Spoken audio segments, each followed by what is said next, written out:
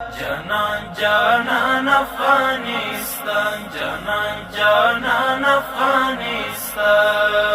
د ریاست الوزرا اقتصادي مرستیال محترم ملا عبدالغني برادر اخوند په مشرۍ لوړ رتبه اماراتي مسؤلینو نن یکشنبه د روان لمریز کال د اقرب میاشتې په اومه نیټه د ازبکستان د لومړي وزیر د مرستیال محترم جمشید خوجایوف په مشرۍ له راغلي ازبک پلاوي سره چې د کرنې، انرژۍ، اوبو مدیریت، قانون او ترانسپورت وزیرانو په ګډون د بېلابېلو سکتورونو استازو پکې حضور درلود د ارګ په چهارچنار ماڼۍ کې وکتل. په دغه لیدنه کې دواړو لورو په سوداګریزو، ترانزیټي او اقتصادي اړیکو سربیره د اوسپنې پټلۍ ترانسپورت په افغانستان کې د قانونو فني استخراج، د اوبو مدیریت، د کرنې پراختیا او همدارنګه په ازبکستان کې افغان ځوانانو ته په بېلابېلو برخو کې د لوړو زده کړو زمینې برابرولو په اړه هر اړخیز بحث وکړ. محترم ملا عبدالغني برادر اخوند خپلو خبرو پر مهال وویل افغانستان او ازبکستان د تاریخ په اوږدو کې دوه ښه ګاونډي هیوادونه پاتې شوي او هر وخت یې په امنیتي، سیاسي او اقتصادي برخو کې له یو بل سره همکاري کړې ده. د محترم ملا صاحب په خبره د دواړو هیوادونو ترمنځ د لوړپوړو پلاوو تګ راتګ ښیي چې زموږ دواړه اړخیز اړیکې د لا پراختیا په حال کې دي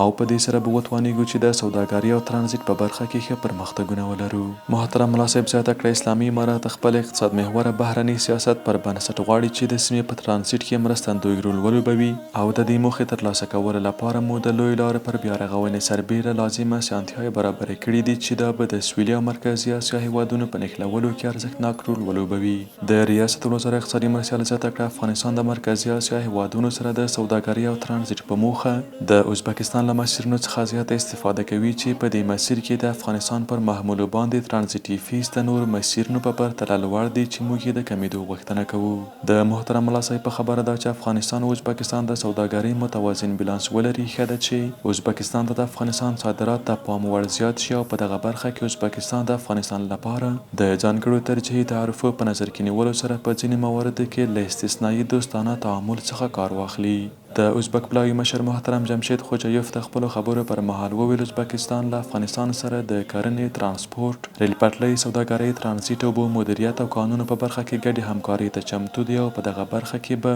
د دواړو لورو تخنیکي کمیټې په ګډه سره کار وکړي. محترم خوجایوف زیاته کړه ازبکستان ته د افغانستان د صادراتو د زیاتولو په اړه ازبک لوري د سوداګرۍ لارې نقشه جوړه کړې چې له مخې به یې د دواړو هیوادونو د سوداګرۍ کچه شاوخوا 3 میلیارډ ډالرو ته ورسیږي. نوموړي همدارس وویل چې دوی افغان سوداګرو موټر چلوونکو ته د ویزو په ترلاسه کولو کې لازمه اسانتیاوې رامنځته کړي. په نږدې راتلونکي کې به په تاشکند کې د افغاني محصولاتو لپاره نړیوال نندارتون جوړ کړي او همدارنګه چمتو دي چې په ترمیز کې افغان سوداګرو ته د سوداګرۍ یو لوی مرکز هم وسپاري. د غونډې په پای کې محترم ملا عبدالغني برادر اخوند د هرات له زلزله ځپلو سره د ازبکستان له بشري مرستو مننه وکړه او د دواړو هیوادونو ترمنځ یې د دوه اړخیزو همکاریو پر زیاتوالي ټینګار وکړ. جانان جانان افغانستان، جانان جانان افغانستان.